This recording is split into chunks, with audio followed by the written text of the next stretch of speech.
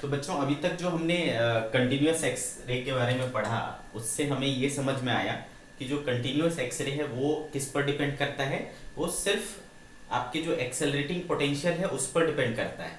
उसको इस बात से कोई मतलब नहीं है कि आपका टारगेट मटेरियल क्या था। ठीक है, तो ये बहुत इंपॉर्टेंट बात है जो आपको जानना है। तो मैं नोट करके लिख दे रहा हूँ कि कंटिन्यूअस कंटिन्यूअस एक्स-रे, ठीक है, continuous X-ray only depends on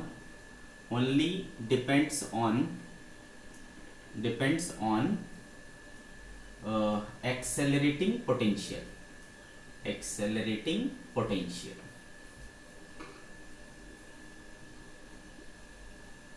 It does not depend upon nature of target material. Target material कोई भी हो, है ना, टारगेट मटेरियल कोई भी हो, इस पर ये आपका जो कंटिन्यूअस एक्सरे है वो डिपेंड नहीं करता। एक कंटिन्यूअस एक्सरे जो है वो डिपेंड करता है आपके क्या बोलते हैं एक्सेलरेटिंग पोटेंशियल पर। ठीक है, आगे बात समझ में। तो चलो इसके ऊपर कुछ ग्राफिकल क्वेश्चन आपके किस तरीके से रहेंगे। मान लो आपका ग्राफ एक कुछ इस तरीके से बन रहा है, ठीक है, एक कुछ मान लो इस तरीके से, एक मान लो कुछ इस तरीके से बन रहा है। आपसे पूछा जाएगा मान लो कि इसका पोटेंशियल मान लो V1 है और इसका पोटेंशियल मान लो V2 है।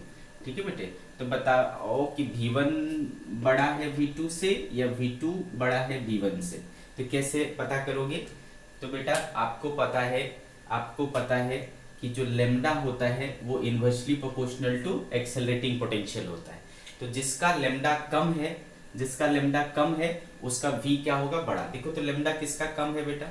ये आई और लेमडा के बीच में ग्राफ है ना, लेमडा किसका कम है? वेवलेंथ किसका कम है? V2 का कम है। तो दैट मीन्स कि V2 क्या है बेटा? बड़ा है। ठीक है, तो V2 is greater than V1, है ना। इस तरीके से आप पता कर सकते हो। आगे बात, किसका पोटेंशियल बड़ा है, किसका पोटेंशियल छोटा है, इससे आप पता कर सकते हो। ठीक है, मैंने दूसरा बोला ये तो कंटिन्यूअस एक्सरे हो गया। इसके अलावा सेकंड होता है बेटा, ये तो कंटिन्यूअस था और मैंने बोला कि कंटिन्यूअस के साथ साथ और क्या बनता है? लाइन स्पेक्ट्रम भी बनता है। और लाइन स्पेक्ट्रम किसकी वजह से होता है? और लाइंस जो होते हैं वो वाले एक्सरे को हम लोग क्या कहते हैं? कैरेक्टरिस्टिक एक्सरे कहते हैं। तो second type is characteristic X-ray.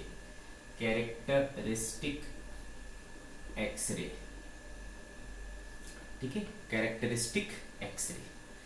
और ऐसा नहीं कि कैरेक्टरिस्टिक एक्सरे अलग और कंटिन्यूअस एक्सरे अलग होता है, नहीं, दोनों एक साथ ही होते हैं। Continuous X-ray and characteristic X-ray दोनों क्या होते हैं? एक साथ ही होते हैं। बल्कि मैं ये कहता हूँ कि जो आपका कैरेक्टरिस्टिक एक्सरे होता है वो कंटिन्यूअस एक्सरे पर ओवरलैप होता है। ठीक है, दोनों एक दूसरे पर ओवरलैप होते हैं। ठीक है, तो कैसा होता है कैरेक्टरिस्टिक रे और कैरेक्टरिस्टिक एक्सरे और क्यों होता है, ये दोनों बात समझेंगे हम लोग।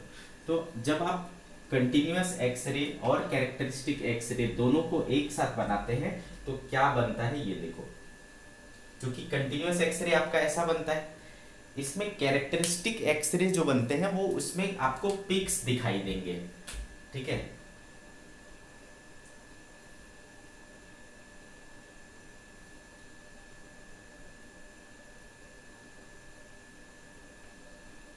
इस तरीके के आपको पिक्स दिखाई देंगे। ठीक है, तो ये सब जो है ये कहलाते हैं बेटा कंटिन्यूअस कैरेक्टरिस्टिक एक्सरे। ये पिक्स जो है वो कैरेक्टरिस्टिक एक्सरे। क्यों नाम है ये कैरेक्टरिस्टिक एक्सरे? क्योंकि ये डिपेंड करता है जो आप टारगेट मटेरियल सेलेक्ट किए हो उस पर डिपेंड करता है। इसको एक्सेलरेटिंग पोटेंशियल से कोई मतलब नहीं है, इसको मतलब है किससे? मटेरियल से। तो अगर आपने टारगेट मटेरियल मान लो मॉलिब्डेनम सेट किया है, मॉलिब्डेनम लिया है, तो उसके लिए जो ये पैटर्न है ना वो एक जैसा होगा। तो मॉलिब्डेनम का मैं कोई भी मटेरियल यूज करूंगा, कोई भी मॉलिब्डेनम लूंगा, कुछ भी एक्सेलरेटिंग पोटेंशियल लूंगा, ये वाला पैटर्न मेरे को दिखेगा। अगर मैं टंगस्टन यूज करता हूं तो उसमें ये जो पैटर्न होंगे वो अलग होंगे, ठीक है। तो चूंकि ये कैरेक्टरिस्टिक्स ऑफ मटेरियल होता है, ये मटेरियल की कैरेक्टरिस्टिक प्रॉपर्टी है ना, मटेरियल का कैरेक्टर है, ठीक है। तो इसलिए हम लोग इसको क्या कहते हैं, कैरेक्टरिस्टिक एक्सरे कहते हैं, ठीक है। तो देखो ये कंटिन्यूअस एक्सरे है और ये उसके ऊपर कैरेक्टरिस्टिक एक्सरे। तो कंटिन्यूअस एक्सरे, कैरेक्टरिस्टिक एक्सरे दोनों एक साथ निकलते हैं, ठीक है, दोनों एक साथ बनते हैं। आप सिर्फ कंटिन्यूअस देखोगे तो हमने जो पहला बनाया था वो था, और एक्सरे कैरेक्टरिस्टिक के साथ देखेंगे तो ये हुआ। तो they are the characteristic X-ray, और ये आपका क्या हो गया बेटा, कंटिन्यूअस एक्सरे, कंटिन्यूअस एक्सरे, ठीक है बच्चे, आगे बात समझ में। और ये क्या हो गया आपका लैम्डा कट ऑफ, ठीक है, लैम्डा कट ऑफ। तो कैरेक्टरिस्टिक एक्सरे का आखिर कारण क्या होता है, होता क्या है बेटा, जैसा कि आपको पता है कि कोई भी एलिमेंट अगर आपने लिया है तो उसमें एक न्यूक्लियस होगा, और न्यूक्लियस के चारों तरफ इलेक्ट्रॉन्स क्या हो रहे होंगे, अपने अपने ऑर्बिट में घूम रहे होंगे, है ना बेटे, यही होता है। तो मान लो एक इलेक्ट्रॉन जो है वो कहाँ था, आपके इनर ऑर्बिट में था, के सेल में था, है ना, के सेल में था, एल एम इस तरीके से होता है। तो के सेल में कोई एक इलेक्ट्रॉन था। आगे बात समझ में। अब अगर आपने जैसे कि एक इलेक्ट्रॉन को क्या कराया, बम्बार्ड किया बेटा, है ना, याद करो, इलेक्ट्रॉन को आप क्या कराते हो, बम्बार्ड कराते हो, उसमें हाई एनर्जेटिक इलेक्ट्रॉन होता है ना। तो याद करो हमने इलेक्ट्रॉन एमिशन का एक तरीका पढ़ा था, सेकेंडरी एमिशन, जिसमें एक इलेक्ट्रॉन दौड़ता हुआ आता था और स्टेशनरी इलेक्ट्रॉन को हिट करता था, एनर्जी ट्रांसफर करता था, इलेक्ट्रॉन क्या हो जाता था, एमिट हो जाता था। तो मान लो ये हाई एनर्जेटिक इलेक्ट्रॉन आया और इससे टकराया, टकराने के बाद इसको क्या किया बेटा, निकाल दिया, है ना, ये क्या हो गया आपका, निकल गया, बाहर चला गया। तो यहाँ पर एक स्पेस क्या हो गया बेटा, खाली हो गया, है ना, एक स्पेस एम्प्टी हो गया। अब इस एम्प्टी स्पेस को भरने के लिए जो बाजू वाला वो है, क्या बोलते हैं, ऑर्बिट है, वहां से कोई इलेक्ट्रॉन चल करके आएगा, ठीक है, वहां से कोई इलेक्ट्रॉन चल करके आएगा, एल सेल से के सेल में आएगा। तो पता है आपको ये n इक्वल्स टू 1 होता है, ये n इक्वल्स टू 2 होता है, ये n इक्वल्स टू 3 होता है।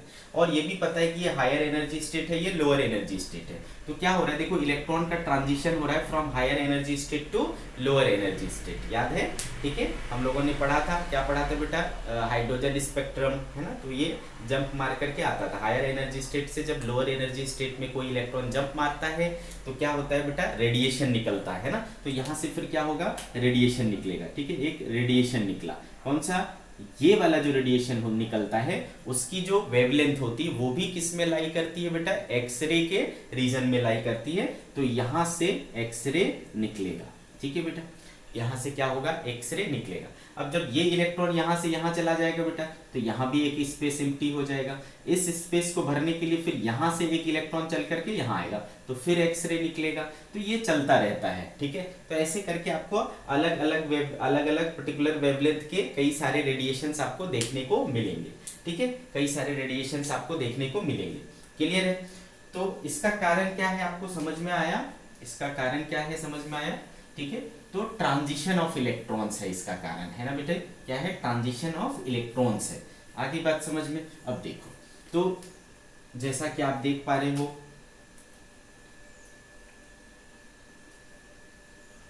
ठीक है, ऐसा है मान लो, तो आपको पता है ये के सेल है, ये एल सेल है, ये एम है, ये एन है, इस तरीके से है। तो बेटा इलेक्ट्रॉन्स क्या होंगे, कहीं से भी जंप मार करके आएंगे। तो आप ध्यान रखना, जैसा आपने सीरीज पढ़ा था हाइड्रोजन स्पेक्ट्रम में, है ना, हाइड्रोजन स्पेक्ट्रम में सीरीज पढ़ा था हमने, है ना, लाइमन, बामर, पास्टन, ब्रैकेट, विफंड, ऐसा इस तरीके से। तो यहाँ पर भी आपको क्या होगा, सीरीज मिलेगा, ठीक है बेटा। अगर कहीं से भी इसमें आता है के में आता है, ठीक है, इस तरीके का, तो इसको कहते हैं हम लोग के सीरीज, ठीक है, इसको क्या कहते हैं, के सीरीज। कहीं से भी अगर एल में आया तो हम इसको क्या कहेंगे, एल सीरीज। कहीं से भी इसमें आया तो हम इसको क्या कहेंगे, एम सीरीज, ठीक है, ऐसा होता है। क्लियर है बच्चे। अब देखो, अगर जस्ट बाद वाले से आया तो उसको अल्फा कहेंगे। तो ये जैसे कि ये हो गया अल्फा लाइन, ठीक है, यहां से आया बाद वाले से तो के बीटा, यहां से आया तो के गामा, ठीक है। सिमिलरली इसमें तुरंत बाद वाले से L alpha, L beta, L gamma. Similarly M alpha, M beta, M gamma, इस तरीके से। तो ऐसे करके आपको अलग अलग रेडिएशंस आपको दिखाई देते हैं, ठीक है। ऐसे ऐसे अलग अलग रेडिएशंस आपको समझ में आते हैं। आगे बात समझ में बेटे, तो ये हुआ कैरेक्टरिस्टिक एक्सरे का कारण। मैं फिर से बता दे रहा हूँ, जब हाई एनर्जी इलेक्ट्रॉन यानी एनर्जेटिक इलेक्ट्रॉन इतना पेनिट्रेट कर जाता है कि उसके इनर मोस्ट ऑर्बिट यानी इनर मोस्ट सेल से एक इलेक्ट्रॉन को नॉकआउट कर देता है, ठीक है, तो वहाँ पर एक स्पेस एम्प्टी हो जाता है। उस एम्प्टी स्पेस को भरने के लिए उसके हायर ऑर्बिट से इलेक्ट्रॉन जंप मारता है उसमें। जब हायर ऑर्बिट से एक इलेक्ट्रॉन आएगा तो वो एक्स्ट्रा एनर्जी को क्या करता है बेटा, एमिट कर देता है in the form of radiation, और उसका वेवलेंथ किस रेंज में आता है, एक्सरे के रेंज में आता है। फिर जो जहाँ से चल करके आया वहाँ पर भी एक स्पेस एम्प्टी हो जाता है, तो उससे हायर वाले से फिर उसमें इलेक्ट्रॉन जंप मारता है। इस तरह ये प्रोसेस आपका चलता रहता है, और कई सारे आपको लाइंस मिलते हैं, लाइन स्पेक्ट्रम मिलते हैं, उनको हम कैरेक्टरिस्टिक एक्सरे कहते हैं, ठीक है बेटे। तो कैरेक्टरिस्टिक एक्सरे निकालने का तरीका बिल्कुल सेम है, वही तरीका है जैसा हम पहले निकाला करते थे। हमको याद करो, एक फॉर्मूला मिला था बेटा, है ना, 1/λ equals to R Z square 1/n final का स्क्वायर माइनस 1/n इनिशियल का स्क्वायर, याद है। तो same formula we can use to find the lambda of characteristic X-ray, ठीक है। कैरेक्टरिस्टिक एक्सरे का लेमडा निकालने के लिए हम सेम फॉर्मूला यूज करेंगे, क्लियर है। तो के अल्फा के सीरीज के लिए क्या होगा बेटा, के अल्फा के लिए जैसे देखो, अगर मुझे के अल्फा के लिए जानना है तो बताओ क्या यूज करूंगा मैं के अल्फा के लिए, है ना। तो के अल्फा के लिए हो जाएगा बेटा हाँ, लेकिन ये एक और बात है, ठीक है, चलो कि Z, ये जो फॉर्मूला लागू होता है वो किसके लिए होता है बेटा, हाइड्रोजन लाइक एलिमेंट के लिए, H लाइक एलिमेंट के लिए। लेकिन H एलिमेंट है ना, H एलिमेंट जो है ये है नहीं। हम ये कौन सा यूज कर रहे हैं बेटा, मेटल। तो मेटल में एक फर्क आता है, मेटल मतलब जो H लाइक एलिमेंट नहीं है, अदर एलिमेंट्स हैं, उसके लिए Z एग्जैक्टली Z नहीं रहता है, इसमें Z जो है वो रिप्लेस हो जाता है Z माइनस बी से, ठीक है। जहां Z है ना वो रिप्लेस हो जाता है Z माइनस बी से, जिसमें B कहलाता है स्क्रीनिंग कांस्टेंट। क्या कहलाता है बेटा, स्क्रीनिंग कांस्टेंट। आगे बात समझ में, ठीक है। तो के अल्फा के लिए हम लोग क्या यूज करेंगे बेटा, के अल्फा के लिए हम लोग यूज करेंगे, कहां से कहां चलेगा, इससे इसमें आएगा, तो इसका मतलब n इक्वल्स टू 2 है, इसका मतलब n इक्वल्स टू 1 है, तो n फाइनल क्या हो जाएगा 1, n इनिशियल क्या हो जाएगा 2, हम लोग रखेंगे इसमें और हमें आंसर मिल जाएगा लेमडा, ठीक है, ठीक है। आगे बात समझ में, तो इस तरीके से हम लोग क्या कर सकते हैं, कैरेक्टरिस्टिक एक्सरे को फाइंड आउट कर सकते हैं। तो आपको समझ में आ गया होगा कि कैरेक्टरिस्टिक एक्सरे क्या होता है। अब आप ये सोचो बेटा, ठीक है, तो ये वाला जो है ना, ये कहलाता है बेटा के अल्फा, ये वाला कहलाता है के बीटा, ठीक है। इसी तरीके से ये क्या हो जाएगा एल अल्फा और ये हो जाएगा एल बीटा। अब आप बोलोगे कि ये कैसे पता किया सर आपने कि कौन सा के अल्फा होगा कौन सा के बीटा होगा। तो देखो बेटे, के अल्फा के बीटा ऐसा पता करने के लिए क्या करोगे, तो देखो चूंकि आपको पता है कि लेमडा क्या होता है, एच सी बाय डेली होता है, ठीक है, एच सी बाय डेली होता है। तो देखो बेटा, जब डेल ई है ना, डेल ई कम होगा तो लेमडा क्या होगा, ज्यादा होगा, डेल ई कम होगा तो लेमडा ज्यादा होगा, समझ आ रहे। तो देखो के अल्फा कहाँ मिला है बेटा, इससे इसमें आते हो तो आपको के अल्फा मिलता है, इससे इसमें आते हो तो आपको क्या मिलता है के बीटा, और इससे इसमें आते हो तो क्या मिलता है के गामा।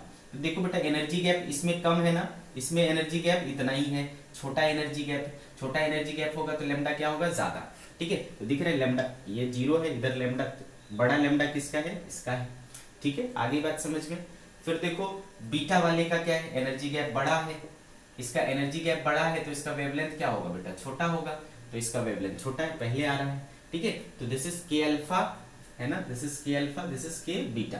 सिमिलरली एल सीरीज में देखोगे तो एल का है ना के कंपैरिजन में आपने देखा था बेटा, है ना, इनके बीच में कितना होता था, 10.2 इलेक्ट्रॉन वोल्ट का गैप होता था, है ना, 10.2 इलेक्ट्रॉन वोल्ट का, जबकि इसके बीच में क्या होता था, समथिंग 1.5 समथिंग के बीच का गैप होता था। तो ऑब्वियसली ये वाला गैप है ना के सीरीज से तो कम ही है, के सीरीज से बहुत कम है, तो इसका वेवलेंथ और भी ज्यादा होगा, ये कम तो ये ज्यादा, तो ये इधर के जो होंगे वो L होंगे, और बाद वाले M होंगे, और बाद वाले N होंगे। ठीक है, समझ गए क्या? तो L सीरीज में भी वही चीज होगा, सब अल्फा इधर बीटा इधर। ठीक है, तो इस तरीके से आप क्या कर सकते हो, के अल्फा के बीटा ऐसा पहचान सकते हो। ठीक है, के अल्फा के बीटा एल अल्फा, जनरली अपन के बारे में रहता है, एल बहुत रेयरली होता है। ठीक है, कोई बात नहीं, आएगा तो हम पता करेंगे इसमें। ठीक है, तो ये हो गया आपका कैरेक्टरिस्टिक एक्सरे। क्लियर है? अगेन मैं एक बार फिर बोल देता हूँ, इसका नाम कैरेक्टरिस्टिक एक्सरे क्यों है, क्योंकि ये किसी एक पर्टिकुलर मटेरियल के लिए बनता है। ठीक है, आपके टारगेट मटेरियल पर डिपेंड करता है। अगर आपने टारगेट मटेरियल मोलिब्डेनम लिया है तो उसके लिए जो ये पैटर्न है के अल्फा के beta L alpha L beta ये सब का, वो एक पैटर्न सेम रहेगा, कितना भी एक्सेलरेटिंग पोटेंशियल लगा लो। उसी तरीके से जो टंगस्टन है या कोई अदर मटेरियल यूज करेंगे तो उसका पैटर्न अलग होगा। तो बेसिकली जो कैरेक्टरिस्टिक एक्सरे होता है वो किसी एक मटेरियल का दूसरे मटेरियल से नहीं मिल सकता। जैसा हमारा फिंगरप्रिंट किसी दूसरे के फिंगरप्रिंट से मैच नहीं कर सकता। आ रही बात समझ में? हमारा फिंगरप्रिंट किसी दूसरे के फिंगरप्रिंट से मैच नहीं कर सकता। तो ये जो हमारा फिंगरप्रिंट है वो हमारी कैरेक्टरिस्टिक है, इससे कोई हमें क्या कर सकता है, पहचान सकता है, आइडेंटिफाई कर सकता है। ठीक है, तो इन द सेम वे है ना, ये जो कैरेक्टरिस्टिक एक्सरे है वो मटेरियल को आइडेंटिफाई करने में मदद करता है। ठीक है, क्योंकि ये एक मटेरियल के लिए एक ही होगा। ठीक है, इसलिए हमने बोला कि एक्सरे का यूज एटॉमिक स्ट्रक्चर या न्यू एलिमेंट का पता लगाने में करते हैं। ठीक है, अगर हमने एक्सरे का कैरेक्टरिस्टिक कोई मटेरियल लिया जिसके बारे में मुझे पता नहीं कि ये कौन सा मटेरियल है, उसको हमने एक्सरे स्टडी किया उसके स्पेक्ट्रम को, और हमने उसके कैरेक्टरिस्टिक एक्सरे को देखा।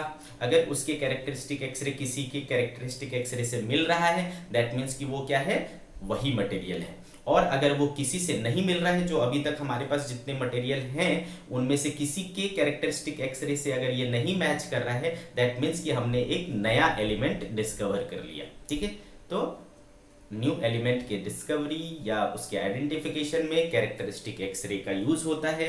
कैरेक्टरिस्टिक एक्सरे जो है वो फिंगरप्रिंट की तरह बिहेव करता है, एटम्स के फिंगरप्रिंट की तरह बिहेव करता है। ये आगे बात समझ में? ओके, तो ये रही बेटा बात कंटिन्यूअस एक्सरे की। Okay, this is continuous x ray.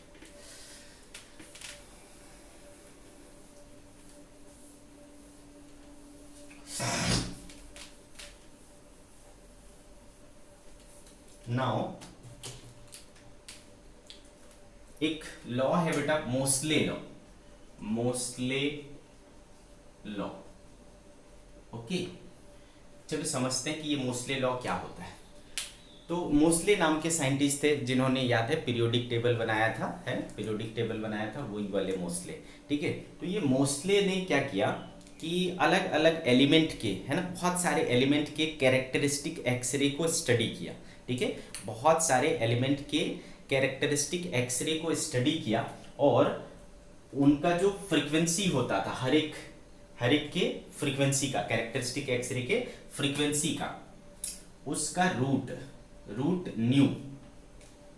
ठीक है, और क्या बोलते हैं, उस एलिमेंट का एटॉमिक नंबर। ठीक है, उस एलिमेंट के एटॉमिक नंबर के बीच में उन्होंने एक ग्राफ ड्रॉ किया। क्या किया बेटा? एक ग्राफ ड्रॉ किया, किसके बीच में, रूट न्यू और जेड के बीच में। तो क्या देखा कि ऑलमोस्ट एक स्ट्रेट लाइन आता है। ठीक है, ऑलमोस्ट क्या आता है बेटा, एक स्ट्रेट लाइन आता है, और वो स्ट्रेट लाइन की शुरुआत जो है वो ओरिजिन से नहीं होती। ठीक है, ऐसा नहीं कि यहां से शुरू हो रहा है, ओरिजिन से शुरुआत नहीं होती, लेकिन हाँ ये लगभग क्या होते हैं, स्ट्रेट लाइन होते हैं, ऑलमोस्ट स्ट्रेट लाइन होते हैं। दैट मीन्स कि ये है ना, इसकी जो फ्रीक्वेंसी है वो एटॉमिक नंबर पर डिपेंड कर रहा है। आगे बात समझ में? तो यही मोस्ले का लॉ है कि स्क्वायर रूट ऑफ फ्रीक्वेंसी, है ना, स्क्वायर रूट ऑफ फ्रीक्वेंसी जो होता है वो क्या होता है, directly proportional to atomic number होता है, और ये एग्जैक्टली इक्वल टू होता है a into Z minus B. Root nu equals to A into Z minus B, this is Moseley's law. अब इसमें ए और बी क्या है, ए और बी क्या है, कांस्टेंट है, तो आपको दिख रहा है बेटा रूट न्यू और जेड आपस में क्या है ना, स्ट्रेट लाइन के रिलेशन को फुलफिल कर रहे हैं। इसमें बी जो है वो कहलाता है screening constant, this is called screening constant. तो आई होप मोसलेस लॉ समझ में आ गया होगा। फिर से मैं बोल रहा हूँ बेटा, मोसले लॉ क्या कहता है कि अगर उन्होंने क्या किया, बहुत सारे एलिमेंट के लिए कैरेक्टरिस्टिक एक्सरे की स्टडी की और उनका ग्राफ ड्रॉ किया। ग्राफ ड्रॉ करते वक्त उन्होंने कौन कौन सी क्वांटिटी ली, square root of frequency and atomic number, और उनके बीच में जब उन्होंने ग्राफ प्लॉट किया तो उन्होंने देखा कि ये ऑलमोस्ट एक स्ट्रेट लाइन आती है, बट वो स्ट्रेट लाइन ओरिजिन से स्टार्ट नहीं होती, ठीक है, ओरिजिन से स्टार्ट नहीं होती, ठीक है। तो इस तरीके से मैथमेटिकली हम इसको लिख सकते हैं root nu equals to A into Z minus B, जिसमें जेड क्या है बेटा, जेड एटॉमिक नंबर है, v क्या है, न्यू क्या है बेटा, फ्रीक्वेंसी है, और a और b क्या है, कांस्टेंट है। उसमें b क्या कहलाता है, स्क्रीनिंग कांस्टेंट कहलाता है, ठीक है। तो जैसा हम पहले z यूज किया करते थे एटॉमिक बोर्स एटॉमिक वाले में, बोर्स पोस्टुलेट्स वगैरह में जो यूज करा करते थे z, है ना, हाइड्रोजन लाइक एटम्स के लिए। अब यहाँ पर चूंकि जब हम बड़े एलिमेंट की ओर बढ़ते हैं तो वहाँ पर नंबर ऑफ इलेक्ट्रॉन सिंगल नहीं रह जाता, बोर का जो नियम है, बोर्स पोस्टुलेट्स जो थे वो सिंगल इलेक्ट्रॉन सिस्टम पर लागू होता है, लेकिन जो अदर एलिमेंट्स होते हैं वो सिंगल इलेक्ट्रॉन सिस्टम नहीं होते हैं। तो वहाँ पर हम उनको कैसे अप्लाई करें, तो उसके लिए हम क्या करते हैं, स्क्रीनिंग कांस्टेंट की मदद लेते हैं, z की जगह z माइनस बी यूज करते हैं, ठीक है, z की जगह z। तो पहले जो भी फॉर्मूले थे वहाँ पर जो जहाँ जहाँ z आता था वहाँ पर z की जगह क्या यूज करेंगे, z माइनस बी यूज करेंगे। तो root nu equals to A into Z minus B, ये हो गया आपका Moseley's law, this is Moseley's law. Clear है मेरी बात। अब देखो बेटा, एक चीज याद रखना है आपको, नोट फॉर के अल्फा, ठीक है, फॉर के अल्फा बी इक्वल्स टू आपको 1 लेना है, ठीक है, फॉर के अल्फा बी इक्वल्स टू क्या लेना है, स्क्रीनिंग कांस्टेंट क्या लेना है, 1 लेना है। अगर फॉर के अल्फा बी इक्वल टू 1 है तो ए कितना होगा, ये सवाल उठता है, ए कितना होगा। तो देखो आप क्या कर सकते हो, तो इसके पीछे जाओ, है ना, इसके पीछे जाओ। आपने पढ़ा था, क्या पढ़ा था कि 1 by lambda equals to R Z square, है ना, 1 बाय एन फाइनल का square minus 1 upon N initial का स्क्वायर, याद है ये फॉर्मूला, है ना। तो ये फॉर्मूला हमें याद है। अब इसको चाहे तो हम क्या कर सकते हैं, इसको हम इस तरीके से भी लिख सकते हैं,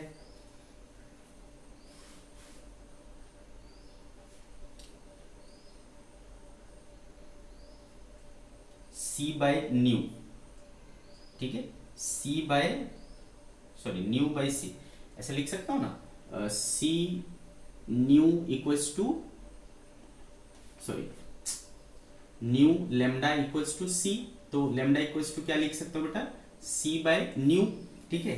तो lambda equals to c by nu लिखूंगा तो न्यू ऊपर चला जाएगा और c नीचे रह जाएगा, ठीक है।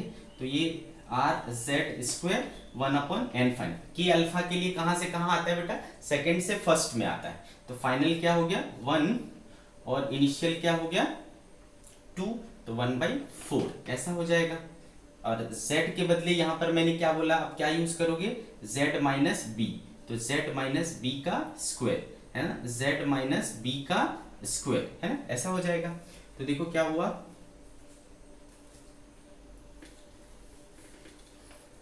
न्यू बाई सी इधर ले लियो बेटा, तो R C Z minus B का स्क्वायर, और ये देखो क्या बचा 1 माइनस 1/4 3/4 हो गया, ठीक है बेटा। तो that is 3/4 R C Z minus B का स्क्वायर, ठीक है, न्यू इक्वल्स टू, अगर मैं रूट कर दूं दोनों साइड, तो रूट कर दूं तो ये रूट हो गया, तो रूट न्यू इक्वल्स टू क्या बचेगा बेटा, बी मैंने आपको क्या लेने बोला था, b1 लेने बोला है फॉर के अल्फा, तो b1 ले लोगे तो ये क्या बच जाएगा, z माइनस 1 बच जाएगा, है ना। तो ये रह जाएगा आपका z माइनस 1 का स्क्वायर, तो रूट 3/4 आर सी, और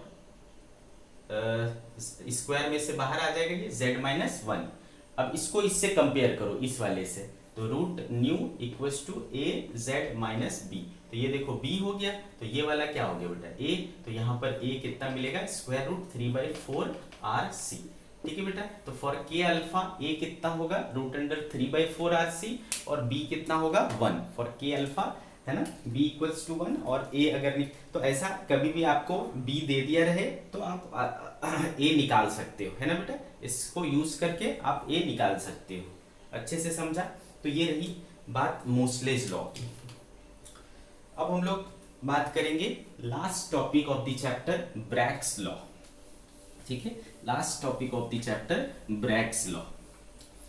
ब्रैग्स लॉ जो है वो रिलेटेड है एक्सरे के डिफ्रैक्शन से। ठीक है, डिफ्रैक्शन ऑफ एक्सरे। देखो बेटा, डिफ्रैक्शन तब होता है, याद करो हमने पढ़ा था डिफ्रैक्शन का डेफिनेशन, याद करो अगर तो, कि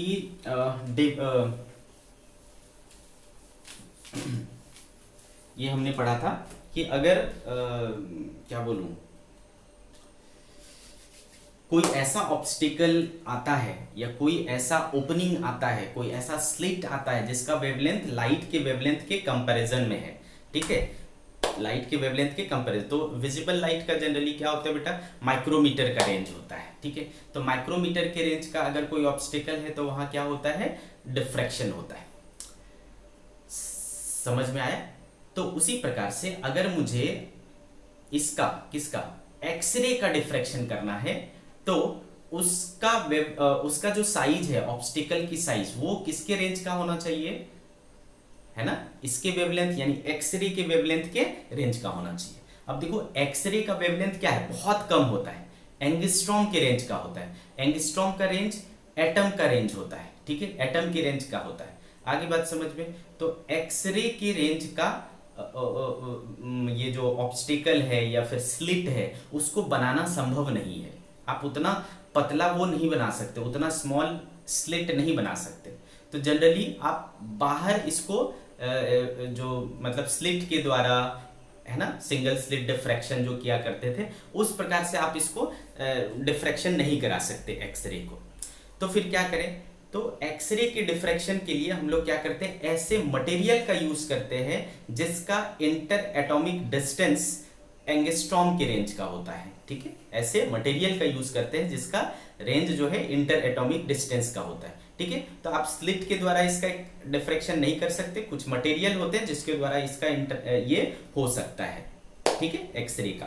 तो चलो ब्रैग्स लॉ समझते हैं। ब्रैग्स लॉ, ओके, सो ब्रैग्स लॉ कहता है कि एक्सरे का डिफ्रैक्शन के बारे में ये बताता है। तो बेटा जो कुछ मटेरियल होते हैं, जैसे निकल का क्रिस्टल है, तो ऐसे मटेरियल जो क्रिस्टल फॉर्म में होते हैं, तो उसमें क्या होता है, एटम्स प्रॉपरली अरेंज्ड होते हैं। ठीक है, तो इसमें मान लो एटम्स जो है वो प्रॉपरली अरेंज्ड है इस तरीके से। ठीक है, इस तरीके से ये अरेंज्ड होता है। ओके, और ये जो दो एटम्स के बीच की डिस्टेंस होती है वो भी प्रॉपर होती है ना, वो भी प्रॉपर होती है, जिसको हम इंटर एटॉमिक डिस्टेंस कहते हैं।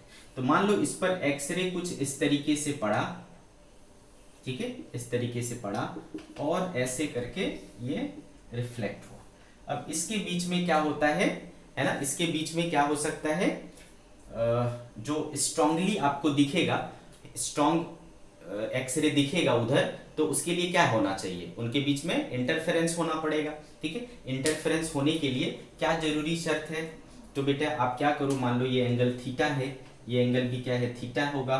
ठीक है, तो आपको क्या करना पड़ेगा बेटा, इसको यहाँ एक परपेंडिकुलर डालो, इसको यहाँ परपेंडिकुलर डालो। एटम्स के बीच की दूरी को क्या कहते हैं, इंटर एटॉमिक डिस्टेंस कहते हैं। If this is theta, this is 90 minus theta, this is theta, this is also theta. तो आप देख पा रहे हो बेटा, ये d है तो ये d cos थीटा और ये d sin थीटा होगा, तो ये जो है वो d sin थीटा हो जाएगा। सिमिलरली ये भी क्या हो जाएगा बेटा, d sin थीटा। तो आपको क्या दिख रहा है बेटा कि यहाँ से इधर की कहानी बराबर, यहाँ से इधर की कहानी बराबर, तो ये वाला जो है उसको इतना एक्स्ट्रा चलना पड़ रहा है। तो इनमें एक पाथ डिफरेंस है। ठीक है, डेल एक्स कितने का, d sin theta plus d sin theta, 2d sin theta, तो बेटे जो रिफ्लेक्टेड में इधर आपको है ना स्ट्रॉन्ग एक्सरे दिखेगा, वो कौन सा दिखेगा? जिसका आपका कंस्ट्रक्टिव इंटरफेरेंस होगा। कंस्ट्रक्टिव इंटरफेरेंस होने के लिए क्या शर्त है बेटा? N lambda. यही है बेटा Bragg's law. This is Bragg's law, Bragg's law. ठीक है, ये जो दोनों मैंने लॉ बताया, मोसलेस लॉ और ब्रैग्स लॉ, दोनों का एक्सप्रेशन ही सफिशिएंट है सारी चीजें बताने के लिए। ठीक है, आपको जनरली यही पूछेगा विच इज ब्रैग्स लॉ, तो 2d sin theta equals to n lambda इतना लिख दोगे पर्याप्त है। जिसमें d क्या है बेटा? इंटर एटॉमिक डिस्टेंस है ना। d is what? Inter atomic distance. ठीक है, आगे बात समझ में। तो ये ब्रैग्स लॉ है, 2d sin theta equals to n lambda. Moseley law क्या था बेटा? Root nu equals to a into Z minus B. This is Moseley's law. ठीक है, तो ये मोटे मोटे तौर पर आपको याद रखना है। ओके बच्चे, तो इस तरीके से आपका ये चैप्टर फिनिश होता है। आज आप जैसे ही आपका लेक्चर फिनिश होता है उसके बाद आपको क्या करना है बच्चे? प्रॉब्लम सॉल्व करना है। दिक्कत होता है मुझे तुरंत मैसेज करो। ठीक है, ओके, बाय बाय।